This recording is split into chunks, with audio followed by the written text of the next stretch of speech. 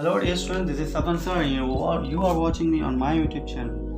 So today we will do present continuous tense. आपको मैंने simple present tense बता दिया था क्या होता है और प्रेजेंट कंटिन्यूस टेंस देखते हैं। प्रेजेंट कंटिन्यूस का मतलब क्या होता है? कंटिन्यूस मतलब कोई भी काम जो चल रहा है, कंटिन्यू है, मतलब वो काम खत्म नहीं हुआ है तो उसका हम कंटिन्यूस कहेंगे। यानी कि आप अभी मुझे देख रहे हैं, आप अभी जो मैं पढ़ा रहा हूँ आप उसे सुन रहे हैं, तो that is called the present continuous tense because the work has not finished. Work finish नहीं हुआ, इसलिए हम इसे क्या बोलेंगे? प्रेजेंट कंटिन्यूस टेंस बोलेंगे। हमेशा याद रखिए प्रेजेंट कंटिन्यूस टेंस में सब्जेक्ट तो आता ही आपको पता है, हेल्पिंग वर्ब इसमें चेंज हो जाते हैं। जैसे हमने सिंपल प्रेजेंट में किया था, सिंपल प्रेजेंट में सिर्फ 2 हेल्पिंग वर्ब थे। कौन कौन से थे? डू एंड डज थे। डू कब आता था? प्लूरल फॉर्म में, यानी कि बहुवचन के साथ। डज कब आता था? एक वचन यानी कि सिंगुलर के साथ हम डज यूज करते थे। But in case of present continuous tense there are only 3 helping verbs are there. Present continuous tense में 3 हेल्पिंग वर्ब्स होते हैं, चेंज हो जाते हैं, ध्यान रखिएगा। इज, एम, आर ये होते हैं। इज देखिए मैंने यहाँ लिखा इज सिंगुलर यानी कि एक वचन के लिए यूज करते हैं। प्लूरल के लिए आर यूज करेंगे और जहाँ भी आई लगेगा उनके साथ क्या लगा देंगे? एम लगा देंगे। फॉर्मूले subject plus helping verb plus first form of the verb and plus ING plus object. ING verb के बाद 100% लगना है। प्रेजेंट कंटिन्यूअस टेंस में आईएनजी के बिना प्रेजेंट कंटिन्यूअस टेंस अधूरा है, आपके मार्क्स डिडक्ट हो सकते हैं, कट जाएंगे। अब बात करते हैं सब्जेक्ट। देखिए हमने एज्यूम मान लिया he she it name. Subjects are lots of subjects are there, लेकिन मैंने यहाँ ही शी इट नेम को सब्जेक्ट मान लिया है। आपको पता है ही मतलब वह एक लड़का, शी मतलब वह एक लड़की, इट मतलब यह वह लेकिन कोई एक वस्तु के लिए, और ने मतलब आपको पता है नाम। इन सब के साथ एक वचन होते हैं। एक वचन के साथ क्या आता है? देखिए सिंगुलर इज होता है तो सिंगुलर के साथ इज होता है, ये सब एक वचन होते हैं। इन सब के साथ इज आता है। आई के साथ एम आता है, एंड वी मतलब हम, दे मतलब वे, यू मतलब तुम, तो इसके साथ क्या आता है? आर आता है, क्योंकि ये सभी क्या है? बहुवचन है। Is that clear? अब बात करते हैं, देखिए बिल्कुल इजी टेंस है ये, ज़्यादा इसमें प्रॉब्लम क्रिएट करने वाली बात नहीं है। सपोज मैंने एक एग्जांपल ले लिया ही के साथ, आप खुद बताइए क्या आता है। देखिए ही सब्जेक्ट, ही के साथ क्या आता है? इज। आप सब्जेक्ट को कंफ्यूज मत होइए। सब्जेक्ट मतलब मैं आपका नाम भी, सपोज आपका नाम राहुल है या सोहन है या और कोई नाम है, तो आप तो सिंगल है ना, तो आपके साथ क्या आएगा? इज आएगा। एक काऊ है, एक बफेलो है, एक ऑक्स है, कोई भी अगर एक है तो इसके साथ क्या आएगा? इज आएगा। क्यों? हम कौन सा टेंस कर रहे हैं? प्रेजेंट कंटिन्यूअस टेंस कर रहे हैं, तो एक के साथ। लेकिन अगर मैंने बोल दिया टीचर्स, डॉक्टर्स, इंजीनियर अगर बता दिया, तो इंजीनियर तो एक कोर्स होते हैं, इंजीनियरिंग करने वाले कोर्स होते हैं। लेकिन अगर मैंने कोई इंजीनियरिंग कोई लड़का कर रहा है, कोई लड़की कर रही है, तो उसका नाम ले लिया, तो वो क्या है? वो सिंगुलर हो गए, एक वचन हो गए, ठीक है। लेकिन मैंने बोल दिया पेशेंट एंड पेशेंट्स, बहुत सारे पेशेंट और एक पेशेंट्स, ऐसा होता है। तो एक पेशेंट में क्या आ जाएगा? इज। बहुत सारे पेशेंट्स में क्या आ जाएंगे? आर आ जाएंगे। Is that clear?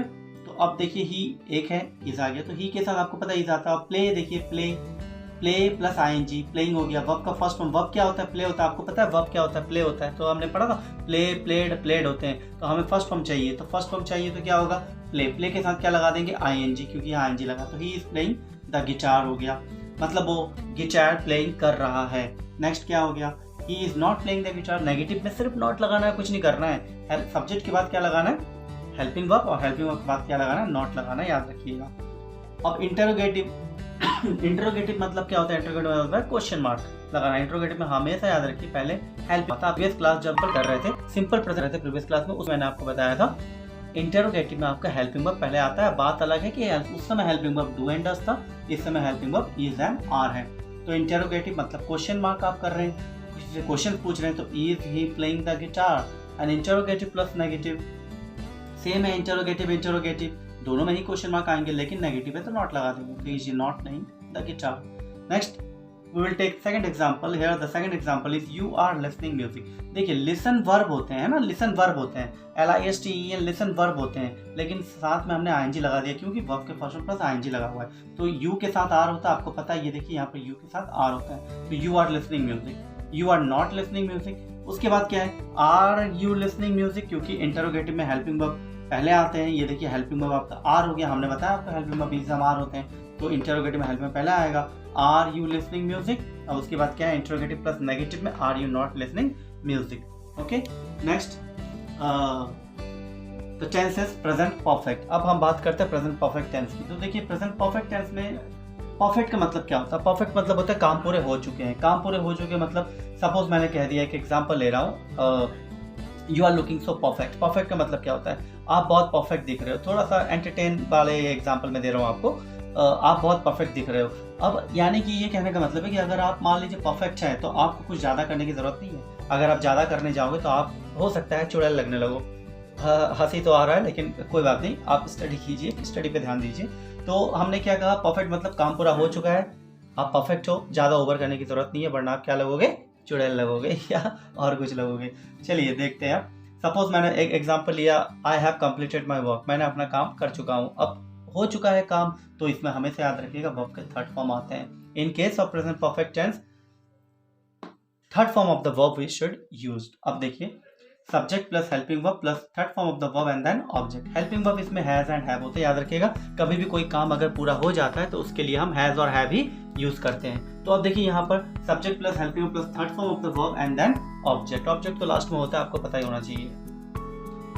सिंगुलर है ये देखिए, ही शी इट नेम सिंगुलर, या फिर कोई भी और सिंगुलर हो, आपको मैंने बता दिया था। आप सुन रहे हैं, आप सिंगुलर है, खुद भी आप सिंगुलर है, तो आपका नाम है तो उनके साथ भी क्या लगेगा, हैज लगेगा, क्योंकि सबके साथ क्या लगते हैं, हैज लगते हैं सिंगुलर के साथ। अब बात करते हैं, देखिए I with you, I first person है, आपको सुन के लग रहा है आई मतलब अरे ये तो प्लूरल है, बट ये फर्स्ट पर्सन है और हमें से याद रखिए first person present perfect have लग, ठीक है। तो आई विद यू इन सब के साथ क्या लगेगा, हैव लगेगा। ये सब क्या होते हैं, प्लूरल फॉर्म में हमने बता दिया, क्योंकि सबके साथ क्या आ रहा है, हैव आ रहा है। और भी बहुत सारी चीज़ें हैं, जैसे मैंने आपका एग्जांपल दे दिया था, बहुत सारे एग्जांपल्स दिए थे, जिसमें आपके स्टूडेंट्स हो गए, उसमें भी है क्या आएगा, हैज या हैव आएगा। बहुत सारे स्टूडेंट्स हैं तो क्या आएगा, हैव आएगा। एक स्टूडेंट है तो क्या आएगा, हैज आएगा। एग्जाम्पल देखिए, अब I have done my work. अब बात ये होती है कि सब्जेक्ट तो हमने लिख दिया, लेकिन सब्जेक्ट के बाद क्या आता है, हेल्पिंग वर्ब भी लिख दिया, आई के साथ हैव आता है, हमने खुद बताया।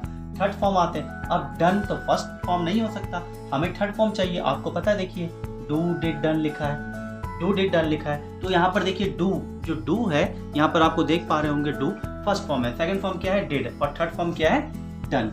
अब इसी तरह देखिए, I have done my homework, मतलब मैं अपना होमवर्क कर चुका हूँ, ठीक है। आई हैव डन, डन क्यों आए, क्योंकि परफेक्ट है, काम पूरा हो चुका है। हमेशा याद रखिएगा परफेक्ट का मतलब होता है थर्ड फॉर्म, यानी कि काम पूरे हो चुके हैं। अब इंटरोगेट नेगेटिव करना है, तो नेगेटिव मतलब नॉट है, मैंने अपना काम कर चुका हूं, तो मैं बोलूंगा मैंने अपना काम नहीं किया। देखिए यहाँ I have not done my work, मतलब मैंने अपना काम कर चुका हूं, नहीं है मतलब मैंने अपना काम नहीं कर चुका हूं, मतलब किया ही नहीं हूं मैंने अपना काम। तो I have not done my work मतलब आपने अपना काम कंप्लीट नहीं किए हो। यहाँ देखिए, अब इंटरोगेटिव की बात करते हैं। इंटरोगेटिव में क्या होता है, इंटरोगेटिव मतलब होता है, आपको साफ साफ बता रहा हूँ, बार बार बता रहा हूँ कि हेल्पिंग वर्ब पहले आता है, चाहे वो हेल्पिंग वर्ब प्रेजेंट परफेक्ट का हो, प्रेजेंट कंटिन्यूअस का हो, या प्रेजेंट सिंपल प्रेजेंट का हो। सिंपल प्रेजेंट को हम प्रेजेंट इंडेफिनिट के नाम से भी जानते हैं, याद रखिएगा, ठीक है। तो प्रेजेंट परफेक्ट में देखिए हेल्पिंग वर्ब क्या आ गया, हैव आ गया, तो have I done my work, क्या हो गया, have I done my work. अब इंटरोगेटिव प्लस नेगेटिव है, तो have I not done my work हो जाएगा, हैव आई नॉट लगा देंगे बस, have I not done my work. Next we will take another example, positive sentence। देखिए, she has drunk water, drunk है, ध्यान दीजिएगा। और ये जो drunk है, क्योंकि she है, she सिंगल है, यानी कि एक वचन है, एक वचन के साथ क्या आएगा, has आएगा। तो has हमेशा याद रखिएगा, मैंने आपको बताया था has किसमें एक वचन में यूज होते हैं। तो she has drunk water हो गया, तो यहाँ ड्रंक हुआ। देखिए हमेशा फर्स्ट फॉर्म क्या रहता है, drink, second form drank, third form drunk. Means क्या होता है, ड्रिंक ड्रैंक ड्रंक। तो हमें कौन सा फॉर्म चाहिए, थर्ड फॉर्म, तो ड्रिंक ड्रैंक ड्रंक। ये देखिए ड्रिंक ड्रैंक ड्रंक, हमें थर्ड फॉर्म चाहिए, तो she has drunk water, ठीक है। Next one is negative sentence, she has not drunk water। इसमें वर्ब चेंजेस नहीं होंगे, वर्ब हमेशा थर्ड फॉर्म है तो थर्ड फॉर्म ही रहेगा। यहाँ पर ड्रिंक और ड्रंक नहीं करना है, इसमें ड्रैंक नहीं करना है, ड्रंक ही करना है। ड्रिंक ड्रैंक ड्रंक होते हैं, ठीक है। तो हमें थर्ड फॉर्म चाहिए, तो she has not drunk water। Next interrogative कर रहे हैं, इंटरोगेटिव में क्या होगा, हैज शी ड्रंक वाटर, क्योंकि थर्ड फॉर्म ही चाहिए हमें, तो हैज शी ड्रंक वाटर। और ये इंटरोगेटिव प्लस नेगेटिव क्या हो जाएगा, इंटरोगेटिव प्लस नेगेटिव, देखिए आप खुद बोलिए, हैज शी, अब नॉट आ जाएगा, not drunk water, question mark, has she not drunk water. Is that clear. तो ये आपके एग्जाम्पल है। अगर आपको नहीं समझ में आया तो आप जरूर हमें कमेंट कीजिए, और अगर आपके वर्ब्स आपको चाहिए तो आप मुझे जरूर कमेंट करके बताइए, तो मैं आपको वर्ब्स सेंड करने की कोशिश करूंगा। आपको यूट्यूब में वर्ब्स भी बहुत सारे में, जो भी एमपी के स्टूडेंट्स हैं, मैं स्पेशली उनको बोल रहा हूँ, जो क्लास 9, 10, 11, 12 के स्टैंडर्ड में है, मैं उनको स्पेशली बोल रहा हूँ, आप जरूर इस पर फोकस कीजिए, ये आपके बोर्ड एग्जाम में आने के चांसेस है, क्योंकि आपको पता है आपके एमपी बोर्ड में जो ग्रामेटिकल होते हैं वो ये ग्रामर के जो होते हैं ये आपके 10 मार्क्स के आने वाले हैं, और 10 मार्क्स में आपको 1 मार्क्स आपके इंपॉर्टेंट है। इसमें यूएस डायरेक्टेड में ये क्वेश्चंस आ जाते हैं आपके, और मैं आपको बताऊंगा, आप इसको जरूर फॉलो करते रहिए।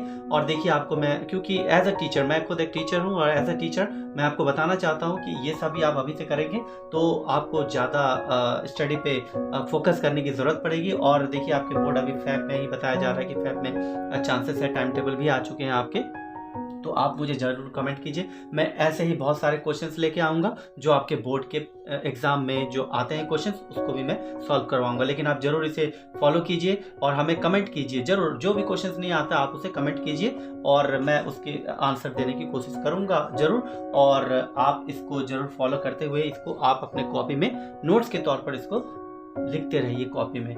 Is that clear? Okay, thank you dear students.